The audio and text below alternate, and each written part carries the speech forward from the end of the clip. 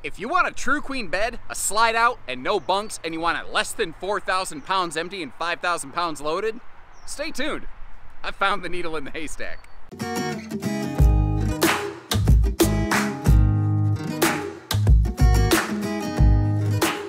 Hello and welcome to Coopersville, Michigan, everybody. My name is Josh, the RV nerd here at Bish's RV, and this is the 19RBLE Surveyor. It's a 19 rear bath Legend Series, 19-foot box, probably.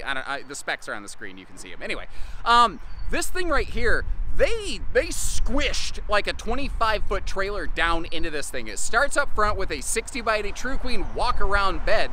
It has a dinette slide, and this thing has just killer travel access, which is one of the good things about it. The rear bathroom in this has a huge closet, like storage pantry thing in it. The kitchen's a little tight, but that's the thing with this one. They took a big camper and squished it down into a small space. When that happens, sometimes something's got to give. And this, I don't know that it's going to necessarily work for everybody, but there might be a couple, if you're like, I could make a couple little accommodations, I could flex here and there, or like, I'm not a person who camps with a gas oven. This camper might really work well for me. I could see this being a fantastic little solo runaround camper, or a good small couples camper. Not everybody needs something massive. It has a little battery tending solar package up on the roof, an enclosed belly. It comes with its own little griddle and like little outside garden hose sprayer thing for some quick little cleanups. It's an Asdel lightweight model. There's a laundry list of good things that go into this one. But again, the thing at the end of the day is they were able to include some big features in something that maximum loaded weight, all max cargo, water tanks, all that is less than 5,000 pounds. However, I always shoot you folks straight. The one thing you really got to watch out for in this RV is it has a pretty low cargo carrying capacity as a result. Trying to get it down into that under 5,000 pound range really kind of forces them into a single axle, and that means that there's not a lot of available I cannot say the word available lately here. You get the idea. I will always tell you the good with the bad, and if you appreciate that, like our video, subscribe, leave me a comment. Don't. I can't tell you what to do. I don't know. Let's get inside. Now, they were able to accomplish some pretty awesome stuff. It all kind of comes at a cost, though. Like, everywhere that this RV is really cool, that's also sort of its hiccup, and I'll explain what I mean by that as we go. So, they gave us a 60 by 80 True Queen walk-around bed, a carpetless dinette slide out here, all on a single axle, all less than 4,000 pounds dry weight and less than 5,000 pounds loaded vehicle weight, like maximum cargo, you know, maximum everything. That's an exceptionally cool thing that they were able to accomplish right there. The trick is, as a result, some elements and aspects of this floor plan really feel like they've been kind of squished together. And some things just had to be sacrificed, like a propane oven. That just is not happening here. You've got a microwave down low. That's something that this family of RVs does quite a bit. Some people love it. I like it. Some people hate it. Maybe you do. Leave me a note and just kind of let me know as we go through this one. What do you like? And like, if you could change one thing, what would it be? I'd really love to know. So again, what we've got here is a completely carpetless model. The flooring is also ventless. Now, it is a step-up slide, and that has to be a step-up slide because it's over the wheel well. And again, they're chasing a specific weight target. So this one's greatest asset is also its greatest liability. They're all sealed edge press membrane counters. Side breathe, like whenever a window has an opposing mate, it's going to open for airflow. If not, it's just going to be hanging out here for just maximum visibility, essentially. Now, the color palette is every shade of HOA approved brown on brown, but it's warm, it's welcome, it's in the lighter side of the brown neutral family, so it's not nearly as offensive to a lot of people, and it works very well for like adding some color splashes to kind of change it up. But again, this shocked me. This is a 60 by 80 True Queen walk-around bed, and it's not like a Wacky Murphy bed or anything like that. It's not a bendy bed. It's a 60 by 80 fixed all the time there bed, which means it has to be able to allow that slide to close without crushing it. So if you wanted to get any True Queen residential aftermarket mattress, it will work here. Just keep in mind, if you get a heavy mattress, lifting up those bed struts might be a little bit of a trick. Speaking of which, let's go ahead and lift those up and take a look at the storage down there. The TV also pivots around, so the TV can be excellent for evening viewing, or you can pivot that around for, you know, daytime viewing from the dinette if you are going to be stuck inside for a while. It does have some cool headboard pockets, but those do not have power outlets up there. If I could change one thing on this RV, that would be my one change. You saw how beside the bed down low there were household and USB plugs. If I had my choice, I would like to see those things mounted up a little bit higher. That would just make a little bit more sense to me. But that's, you know, that's my 2 cents. That might be my trigger feature. I don't know if it might be yours. I also don't know that that would necessarily be a deal breaker for me. And kind of like I'm doing right now, I'll share the good with the bad. The air conditioner is very powerful for a smaller size camper like this, but it is non-centralized.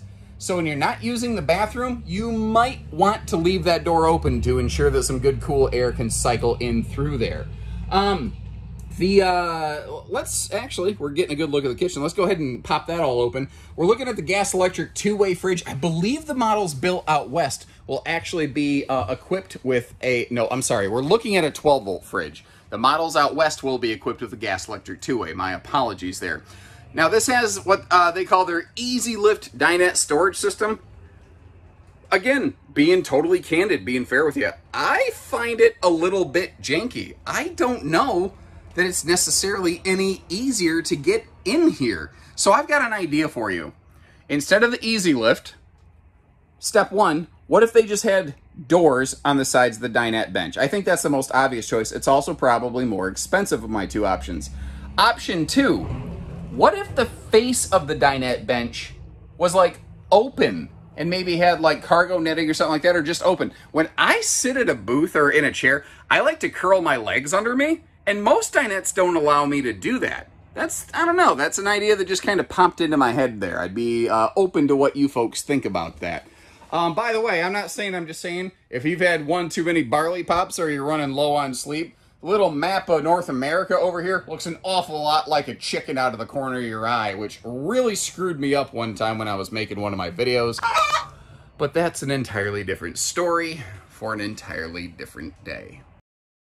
And I think the recurring theme with this camper right here, a model like this, where they try to do a big RV floor plan in a small size. I do like that big like pantry storage beside us though. When they try to do something like this, something has to give. And I think that depending on, you know, no matter who it is or what you're doing or what you want with this, you have to be willing to make some level of accommodation and sacrifice. One of the things that actually really surprised me about this, and this is why I take the extra time to do like you might think it's silly, like this guy, oh, he's doing his toilet selfies. There's a reason that I do it. Like if you look over here, the right-hand elbow room on this is crazy tight. I was really surprised by that. It almost feels like they went too big with the storage on this thing, which I don't know if I've ever said that before. This might be the one area of the one RV that actually has too much storage. Let's crack that open. Take a look at this. Beside that toilet, it's just monstrously large. I never thought I would say this. I almost think it's too big. I think at least that side needs to be trimmed back a little bit and maybe just make shelving there and make like closet space or something over here. But I guess I already changed my one thing in the headboard pocket areas there of the bed. I forgot the word that I was looking for. And to really kind of drive home and demonstrate the travel function road mode of this one, I thought I'd actually stand here behind the slide. Because what better way to demonstrate the fact that this RV is basically fully travel functional than actually start up here. Like I said, 60 by 80 true queen bed with a couple inches to spare. Now, if you're the person who sleeps on that side of the bed over there, yeah, you're kind of going to be crawling into bed if you make a travel stop. But the fact is, it passes the full-on Cracker Barrel test. It is nap, crap, and snack-tastic in its traveling access. Refrigerator, fully accessible. Kitchen, that big pantry storage that we saw, bathroom, everything. Open the door, hop inside. If you pull into a campsite late at night, you don't even have to get unhitched. Just pull in, come in, lay down, turn on the air, and worry about it tomorrow.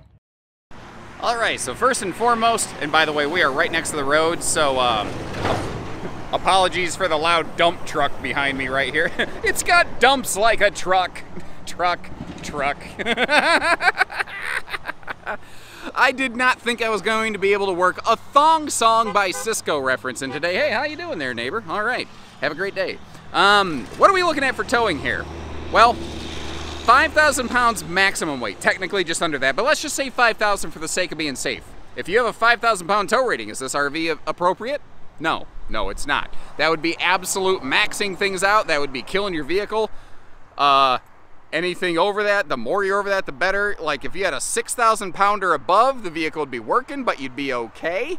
You know, if you had like a so a lot of people say, Josh, dang it, don't you have anything for like a mid-size pickup, like a tow package Tacoma, a Ford freaking Ranger, something like that? Well, yeah, this would be an awesome option right here because it's a narrow body. It's not so big. It doesn't pick up near the face wind signature that a bigger RV would pick up, yet you still have a lot of those nice features. Although, once again, you really need to be conservative and smart with how you pack this thing. This is a camper. I don't think you really want to tow with full holding tanks, frankly. Actually, most RVs, you probably don't want to anyway. The holding tanks, I believe, are 30-30-30, fresh gray black, by the way. And again, it's not an extremely large size. It's not extra wide. It's a good, easy size for towing. And if you do live in an HOA or something like that, it gives you something that maybe you can park this behind the garage. And I'm going to try to get off the other side of this trailer pretty quick here so that, you know, you can actually hear me talking. Unless you've got me on mute, and then probably sound like that. Anyway. So I thought it was kind of funny in their brochure. They're like, surveyors have the best camp kitchens in small RVs out there. And I bet Rockwood would agree since they were doing it first. But you know what? That's what I call RV R&D. Every manufacturer steals and copies from every other manufacturer. There's very little originality out there. And if we're being fair, I guarantee you, Rockwood has copied something off of Surveyor at some point as well. Now the door is anti-slam. That guy needs a new manifold on his vehicle. And over here, I apologize, I failed to open this. I thought this was gonna be some kind of one of those weird compact vertical camp kitchens, but this is the space beside the toilet over here under that big closet area. So there's a big chunk of outside storage. And I mentioned how it comes with one of those little garden hose sprayer jobs. That's where it hooks up back here, by the way. I was very happy when I saw that these include a factory ladder and a walkable roof. And let's give you a look up there. One of the neat things up top, this has a PVC roof membrane. It is more reflective. It just sends more of the sunlight and solar radiation back away from the RV. It might help keep the RV a little bit cooler. It also requires less upkeep, but remember, you've got the same seals up there that you need to stay on top of.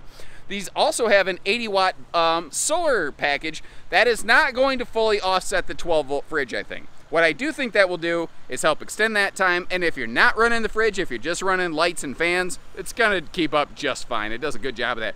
Look at the clearance for the sewer stuff, though.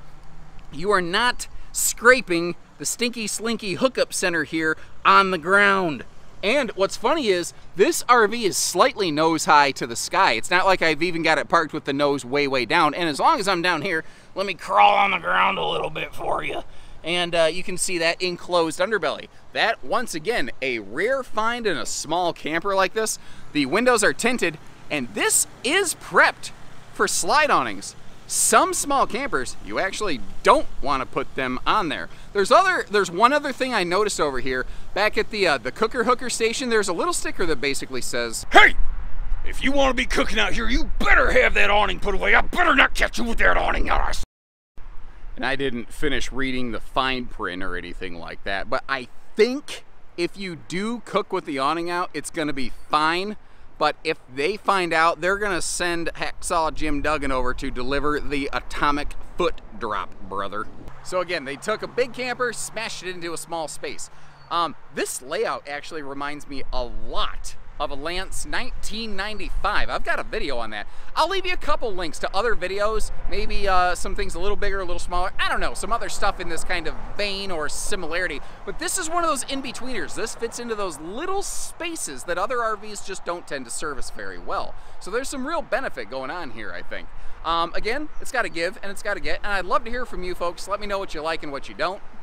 And until next time, take care, stay safe, have fun, and happy camping, everyone.